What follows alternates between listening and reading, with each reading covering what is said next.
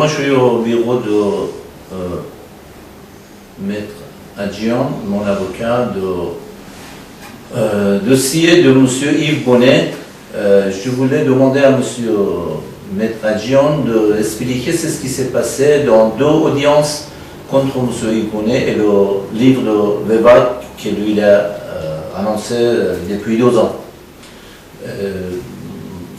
C'est vous que maintenant il faut prendre le parole. Merci. Bon, je voulais simplement dire la vérité concernant cette procédure, puisqu'il y a beaucoup de désinformations et de choses inexactes et qui ont été évidemment annoncées avec aplomb par l'organisation des Moudjahidines. Monsieur Yves Bonnet, qui se prétend être le spécialiste de l'antiterrorisme et du renseignement en France, a donc pris l'initiative de publier en avril 2009 un ouvrage qui s'appelle « Le Vévague au service des ayatollahs ». Cet ouvrage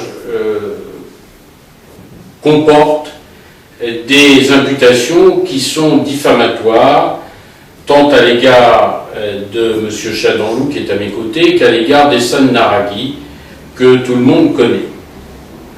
C'est dans ces conditions que la loi française impose d'engager des procédures en diffamation dans un délai extrêmement bref, et nous avons donc engagé des procédures en diffamation devant la 17e chambre du tribunal correctionnel de Paris dans un délai prévu par la loi, c'est-à-dire un délai de 3 mois.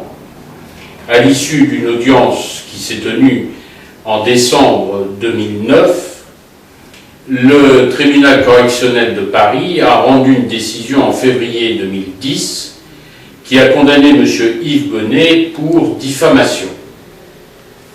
Ce jugement, évidemment, a été prononcé publiquement et n'importe quelle personne de bonne foi connaît la réalité de ce jugement et connaît son contenu. Monsieur Yves Bonnet, visiblement non satisfait de cette décision, a décidé de faire appel de ce jugement, ce qui est son droit le plus strict. Et nous nous sommes donc retrouvés devant la Cour d'appel de Paris, où malheureusement Ehsan Naraghi n'a pas pu être présent compte tenu des difficultés de santé qu'il rencontre actuellement et qui l'ont immobilisé à Téhéran. Bien entendu, M. Yves Bonnet et l'organisation des Moudjahidines ont profité de cette occasion pour faire venir à cette audience une quantité de témoins qui ont relaté leurs conditions de détention à la prison des Vignes, en ayant évidemment la certitude qu'ils ne pourraient pas être démentis par M. Naraghi, puisqu'il n'était pas là. Les débats ont donc eu lieu et la Cour d'appel a rendu sa décision le 26 mai dernier. Au terme de cette décision, M. Bonnet a été à nouveau condamné pour diffamation. Et notamment, il a été condamné concernant un passage dans lequel il estimait que M. Ehsan Naraghi avait manipulé la justice française et la DST en faisant venir des prétendus témoins qui étaient en réalité des agents déguisés du Vévague. Ce passage a été jugé diffamatoire par la justice française et donc M. Yves Bonnet a été condamné de ce chef. Il s'agit donc d'une décision extrêmement forte à l'égard de M. Yves Bonnet, qui se prétend, je le répète, le spécialiste incontestable de ces questions. C'est une décision aussi très courageuse de la justice française, compte tenu de l'environnement médiatique et de l'environnement physique qui ont entouré toutes ces audiences. Et je me rappelle notamment que lors des audiences du tribunal correctionnel à Paris, le palais de justice avait été envahi par une centaine de militants des Moudjahidines qui ont exercé durant ces 2 jours de débat une pression physique extrêmement dense ce qui n'a, semble-t-il, pas dérangé M. Yves Bonnet, ni mes excellents confrères. Donc, la situation est très claire aujourd'hui. M. Yves Bonnet a été condamné par la Cour d'appel de Paris, qui a confirmé la décision rendue par le tribunal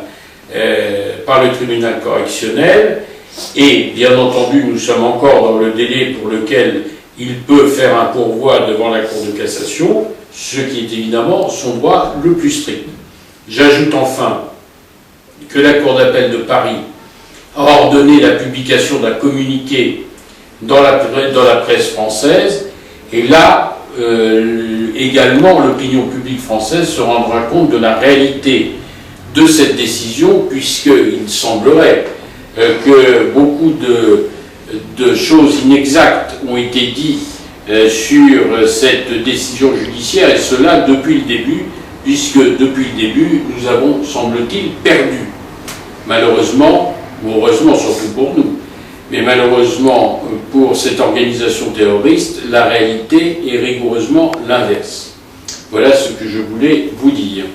J'ai une question aussi. Bon, le livre, c'est M. Yves Bonnet qui l'a annoncé ou il a publié. Et quel est le rôle de Moudjahidine, ou organisme Rajavi, derrière ce livre et M. Yves Bonnet, à votre avis?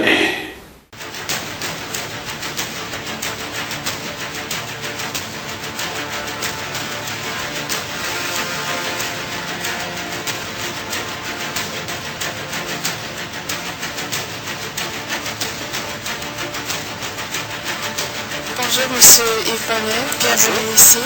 Je vous remercie beaucoup d'accepter de venir ici. J'avais quelques questions. آقای بونه خوش آمدید. اگه اجازه بدید قبل از هر چیز میخواستم بپرسم چرا به اشرف اومدید و نظرتون درباره اشرف؟ Ashraf, c'est un peu la suite d'une longue histoire, parce que en réalité, je reviens à Ashraf. اومدن من به اشرف داستانی طولانی داره، چون در واقع من به اشرف برگشتم. 12 سال پیش من به اشرف اومده بودم.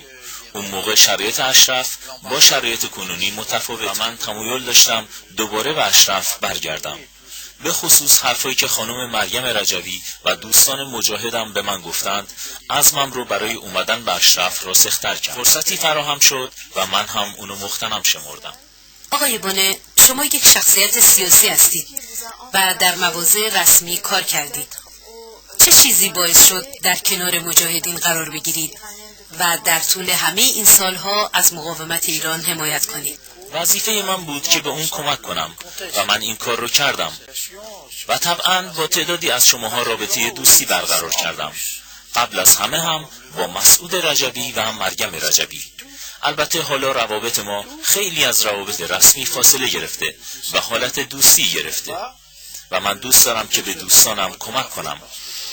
Et puis je suis devenu tout naturellement l'ami d'un certain nombre d'entre vous, à commencer par Massoud Rajavi, par Mariam Rajavi, qui est même venu chez moi en Normandie. Donc nous avons des relations qui ont largement dépassé un stade conventionnel.